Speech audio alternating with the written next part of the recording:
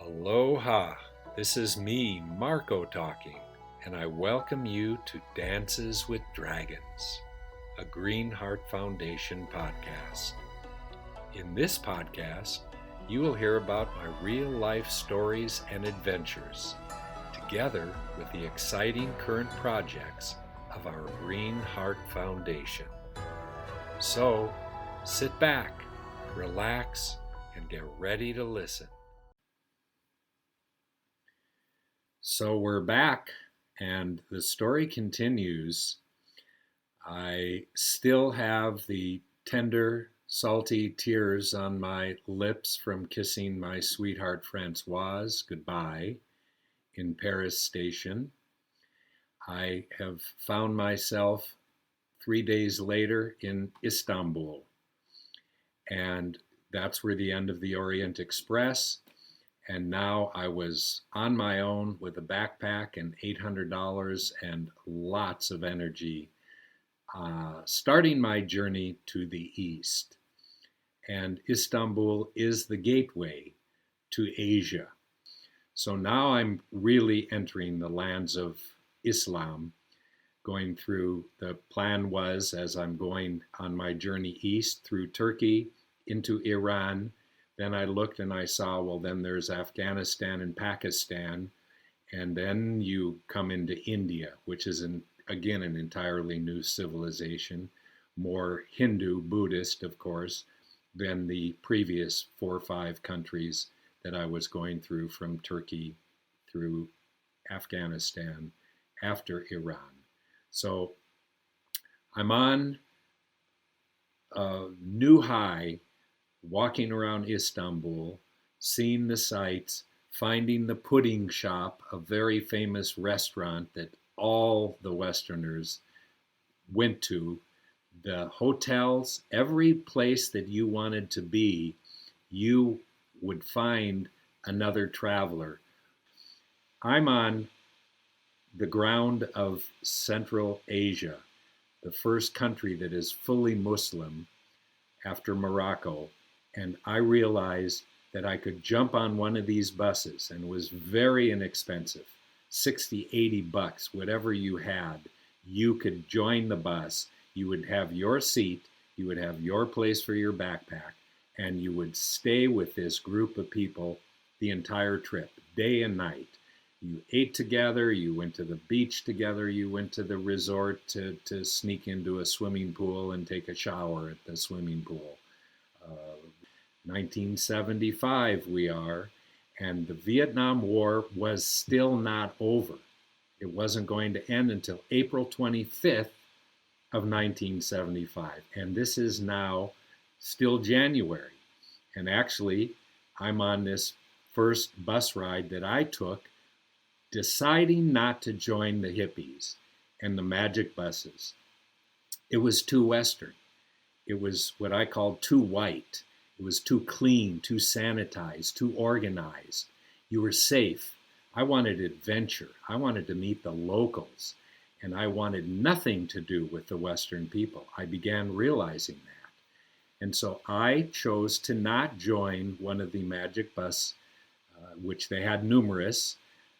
Different Western guys usually were bus drivers, mechanics, and they would take a bus that seated 20, 30 people and fill it with 15, 20 people. So there were a few extra little chairs for room, for space.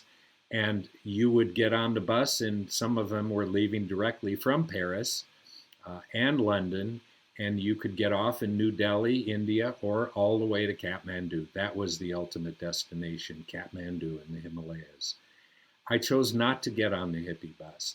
And so I started my own adventure of looking for the bus station. I want to take the local bus. I want to be with the locals. I want that adventure. I want to stop and eat where they stop to eat during a bus stop. And I had no idea what Asian buses, yet alone what people were already talking about, the Asian train once you got to India. There were virtually no trains along all of this rugged terrain back in the 70s. No trains until you got to India. Huge country for trains.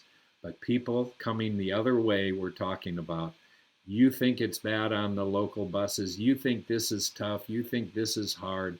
Wait till you get on an Indian train. So I had this almost fear looming of what's it going to be like on an Indian train. And believe me, I found out. And you'll hear about it. But I'm on a bus, got my seat. I remember walking onto the bus, past the bus driver on the right, and I always like to be towards the back where I could hopefully get an extra seat or stretch out. Ha ha ha, not on an Asian bus. There are no extra seats. And I realized right away, well, the seat on this bus costs $1.80, and I'm going to be cramped like this with a very big backpack that has to be in my lap, and the person next to me has their basket of chickens and a baby crying, and I'm just not going to be able to sleep. I realized right away, buy 2 tickets. I'm traveling with my faithful bag, and I was stared at and looked at, but all of a sudden I realized every time we stopped the bus, get out for food, a toilet break, what have you, someone would come up to me and they'd want to practice a little English and see if I needed some help. I couldn't figure out the currency. I couldn't figure out what someone was saying when I'm asking to buy some food. There was always people willing to help, the local people, when they saw someone simply confused, lost, stranded, wanting some type of attention. And so I started befriending a couple of the people, always men. You do not befriend women in Central Asia, a Muslim country, for the most part. I'm now happily settled in my seat, feeling comfortable. I don't know where I'm going, but it's going to be ending up in this small town in eastern Turkey called Erzurum. And the night before, we started climbing in the mountains. And this is January, the end of January. In fact, it's January 29, 3 days after I got off the Orient Express on January 25 at 11:56 p.m. So now it's 3 days later. I'm heading towards eastern Turkey. And this bus, rickety, I'm telling you, typical Asian local bus, seats broken, windows broken, started getting freezing cold because all of a sudden there's snow. But it's not just snow, it's mountains of snow. And I had no idea. We're going over mountain passes through central Turkey to get out to the east, which was much more open to trade with other countries going east, Syria, Iran, Israel, Jerusalem, all the trading centers of Central Asia were on the road that I was on. And now I'm freezing to death. I had a down jacket, but that covered the upper part of my body. I started looking at every piece of clothing I had and covering myself. And I remember that I had bought that second seat, so I had an empty seat next to me, and I could actually lean against my backpack as kind of a pillow, and again, holding on to it. It had my valuables, it had everything that I had to live with in my one bag. And I went into a fuzz, daze, haze, falling asleep, but rattling along on the bus and noisy, even though it was nighttime, getting higher and higher in the mountains, and just feeling this motion of just turning curves all the time. And I'd wake up out of a half sleep, looking out the window, and then it started a blizzard. It started snowing. And I couldn't see a thing. He couldn't see. He didn't even have the wiper functioning to wipe the snow off the windshield. He was driving blindly. And I'm thinking, this is crazy. This is dangerous. We could crash. I sure looked at the tires, which is something you do when you get on Asian vehicles all the time, even a taxi. You know, does the trunk really close? When they put your bag in the trunk of a taxi or some other vehicle, you better make sure that trunk closes, because they pull up to a stoplight, and one of the oldest tricks in the book are the little kids come running, grab your bag and disappear. You're inside your taxi saying, how do I open the door? Someone just took my bag. Well, good luck. It's gone and you lose your bag. So you're always checking tires. You're checking, does a door work? The tricks of the trade, the art of travel is what I call it. And lo and behold, we are turning corners, and then all of a sudden I remember that we start to make this turn, and I had just come back, and I had been sitting or standing up behind the driver for a few minutes, came back to my seat. I remember I started falling asleep again, cuddled up, and all of a sudden I remember crash, just some loud noise, and it's like bumps, and like I was turning over. And I found that I and my bag were stuffed between the seat, the back of the seat in front of me, and we seemed to have crashed. And people were screaming. I mean, blood curdling, save my life screams. It was terror. It was black. The bus didn't have interior lights, so people are lighting little matches. Just, a few of us had flashlights. Hello, don't have one flashlight, have two flashlights. You always want flashlights, your water bottle. I'm on the floor of a bus, only when I started to get up, I realized, wait a minute, the gravity was lunging me forward. It turns out we were about a 45-degree angle hanging over something. We were off the road from what I could imagine, and I had to struggle to get up and not fall forward on people who were in the aisles and screaming. Bags had fallen off the upper racks, and one of the more terrifying, if probably the most terrifying experience at that point in my life. I'm 22, going on 23 years old, and I started coming to my senses of, I gotta get outside and see where we are. And no one spoke English. The couple men that befriended me at these stops for food, of course, hi, bye, how are you, minimal. I couldn't find them, couldn't see a thing. And I remember scrambling towards the front of the bus. The back doors of the bus wouldn't open where I was. So I'm climbing over people. I left my pack inside, which I never want to do again, because don't leave your bag, ever. But I'm just wondering, where are we? Am I alive? My head started I had cracked my head right here. I had a previous injury years before here. And I was delirious, and I was cold, and I went up to the front of the bus, climbing over literally people. There was blood, there were screams, there were little kids, there were animals. It was chaos. And the driver opened the door, and I was the only one getting out. And I got out of this bus, and I fell into a snowbank that was basically up to my chest. I was in snow. We were off the road, and I realized, well, I can follow the tracks of where the bus was, because the snow was all soft powder, and I'll just start crawling along the front of the bus to get to the back, to where I can find some tracks to see, where are we and where the hell is the road, because we were at an angle on some kind of a cliff or some kind of a hill. And I started backtracking with my flashlight, and I get out to the back of the bus, and I look, and we're about 60, 70 feet easily off the road and on a precipice where it was literally almost dangling,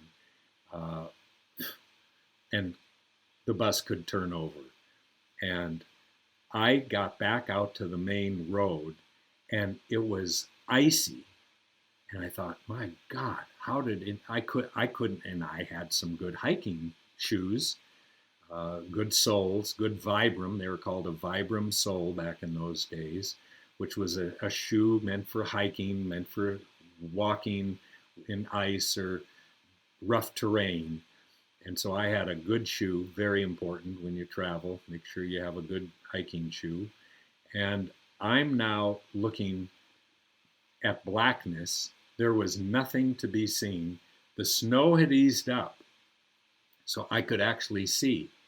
And I realized there's nothing around. There is no one. There is no vehicle. There are no power lines. We're in the middle of nowhere in the mountains, crashed, freezing to death, no heat, and people are dying inside of this bus, I presumed. And somehow, out of nowhere, I looked to my left, up the road that we had just come from the west heading east, and I saw some lights, headlights. And I thought, oh my God, we can be safe. Hallelujah. And I'm in the middle of the road, and I'm standing there, and the lights are getting closer and closer and closer. And then and I'm thinking, I got my flashlight, and I'm in a dark, it was a blue down jacket, not light colored, so very hard to see me. But I was standing in that middle of the road, jumping up and down with my flashlight waving, stop, stop, stop. And this bus just keeps coming, and I get right into the center glare of the headlights, and I can see into the driver, and he's just looking like he doesn't see me. He's so glued to the wheel in the road. And I realized he's going to run over. He's not stopping for me. And I jumped out of the way and watched this bus pass me by going like 20 miles an hour, hit the same curve that we were crashed on over to the right. And it was a big curve, a big winding curve, a bend in the road. And he just kept going. Rounded the bend, and I'm looking at the red lights, the tail lights fading, and he didn't stop. And I'm going, oh, we're going to die. When could the next bus even come? That was luck. I just thought we're going to be saved, and now we're going to die. And he's gone. The red lights disappear. And I just start freaking out, is the moderate expression. And I'm still now hearing cries from the bus. No one else was coming out to see the road. They were all taking care of themselves. And I don't know what to do. I start literally feeling the cold. I'm wet now from going through cake powdered snow that had creeped in through my neck and in my boots and shoes. I'm wet, I'm cold, and it's dark, and I'm going to die. And my birthday had begun January 30 at midnight. And I'm thinking, well, I was born on January 30, and looks like I'm going to go to my maker, to the great keeper of this, the golden gates in the sky. I'm leaving today, and this is it. Happy birthday, Marky. And so I'm thinking these thoughts literally. Again, I see lights, headlights coming my way, and I'm just going, okay, how can this be? Like within 15 minutes, we've got a second. Someone's coming, truck, bus, and in the middle of the road, hands waving, flashlight beaming, pointing it at the bus, turning circles around, make sure you see me. And the bus starts coming, it's slowing down, it knows there's a bend in the road. And this time I'm going, he's going to stop. They got to stop. I mean, here's this white-looking, abominable snowman standing there in the road, waving, Hopefully he'll notice there is a bus crashed off to the side of the road, which was pretty evident when the light started coming as he was approaching the bend. And I remember distinctly looking in the eyes again, another Turkish driver, eyes glued to the road, looking through me. He was focused on that bend and he kept driving. I jumped out of the way and this bus slowly started making the curve in the road, and I'm looking at the headlights driving off into the distance. The rear tail lights. Didn't stop, didn't wave, didn't blink. We were invisible. Now we're really going to die. And I freaked out. Serious double freak out. And what do? And the first thing I thought is, I've got to go back to the bus, get my backpack, and start walking the way those buses were, because there must be something up there, because I know there was not much behind me, even though I was in and out of sleep and it was a whiteout condition. But I got to get back to the bus, get my backpack, and get the hell out of here. This is spooky. And so I start making my way back to the bus along the little crushed path from the bus tracks. And when I got back to the bus, it was absolute chaos. And people were basically just tending those that were wounded and bleeding and quieting and calming people. But no one was getting off the bus. Maybe that was some tradition. They were just fearful that they might fall into a snowbank or get lost, but no one else was getting off that bus. And so I climbed onto the bus. I remember this time he had found a way, somehow the back door had opened, so I was able to go into the back door and not have to go through the snow to get to the front door. Climbed on the bus. There's my backpack sitting there, leaning against the seat as it's on the floor because of the 45-degree angle pointing downwards of the bus. Took my backpack. People were trying to talk to me. They wanted my flashlight. I was not giving up my flashlight. And I simply almost had to push myself around people to get off the bus again, because they wanted me. They wanted me to stay. They wanted maybe a blanket in my backpack. They wanted my jacket. I just could see I'm the valuable asset here. I can give people light and warmth. And all they do is push this white guy into the white snow. I'll disappear. I'll be invisible with the white snow. And I got my backpack, got back off the back of the bus, and I remember starting to head towards the road again, and I noticed back in the distance ahead, where these other buses had passed, red lights from something that were like backup lights. And I'm thinking, what? Am I seeing things? Is it getting closer, or is it still just, did it stop up there? Whatever it is, I see red lights.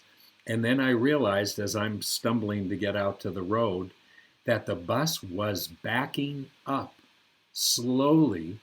Obviously, it couldn't turn around. This is barely a 2-lane road, yet alone a highway. If two buses had to pass each other, one would virtually have to pull off the road, and the road was covered in snowbanks and ice, and you couldn't pull off. So I realized there's no way another bus could even come the other way when that buses are passing each other. And this bus starts backing up, and they get right to where our bus had gone off the road, and people are jumping off that rescue bus. The driver comes out. Everyone's trying to talk to me in Turkish, and I have no idea. Everyone's so excited. People are starting to race to get down to the other bus, and I'm realizing we're going to be saved. And guess who's going to get the first seat on the rescue bus? Hello, I'm ready. I'm ready with how much money it'll take to buy another ticket or two. I doubt I'll ever see a free seat again. And I get onto this bus, and it was just to be out of the wind and the snow.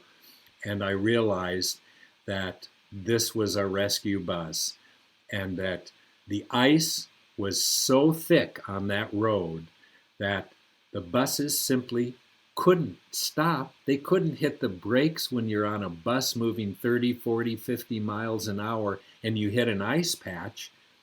They knew, roll through it, drive through it, take your foot off the gas. This is what I learned later, and coast for a mile or two until the bus comes to a stop, which he did, and then slowly back it up.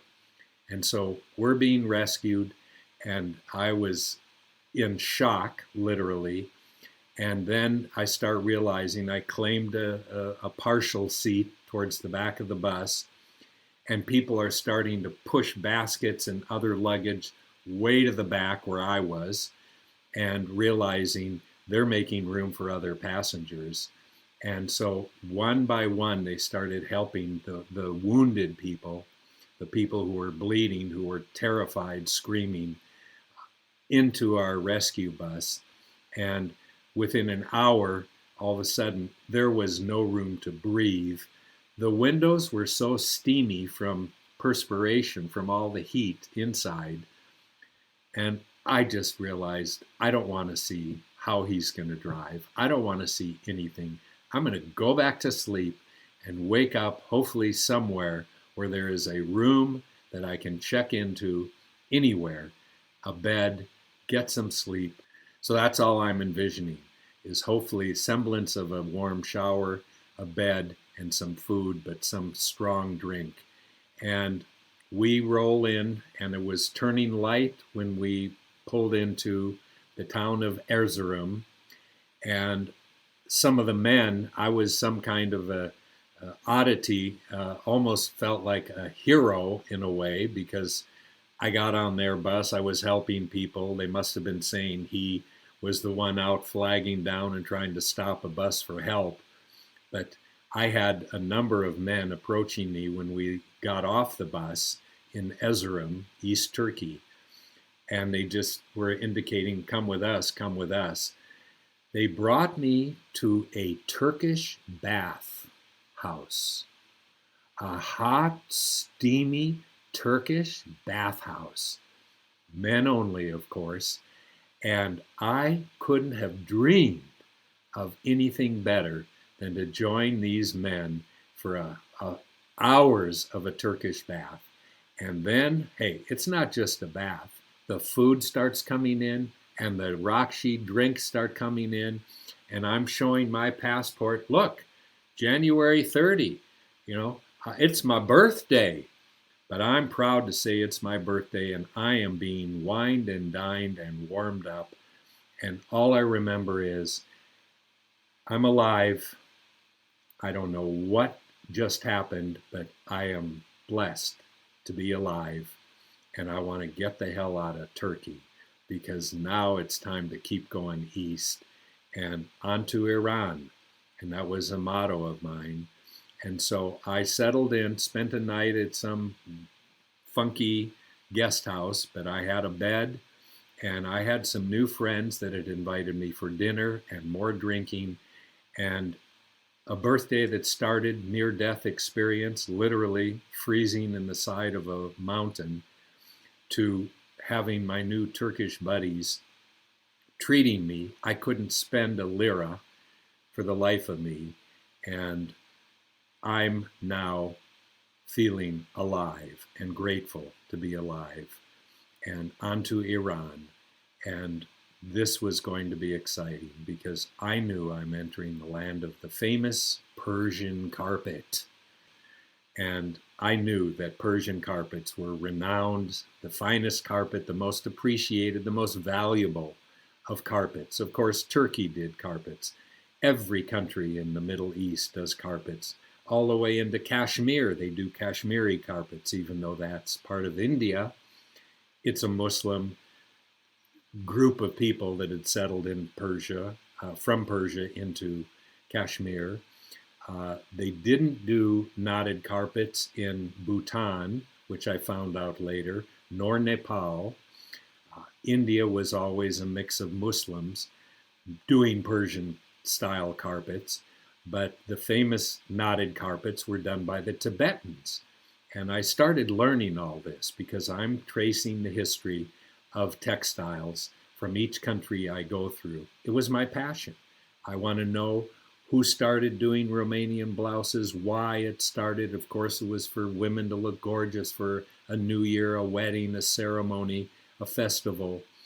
And so now I'm in the land of the knotted pile carpet, and I'm now heading to Persia.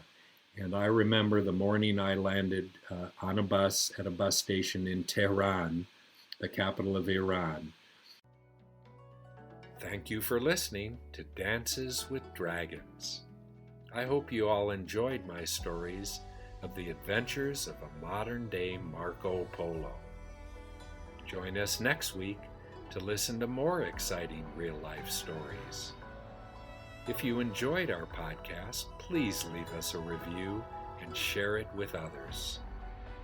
To learn more about us, please visit our website at greenheartfoundation.org and follow our social media accounts. See you next week.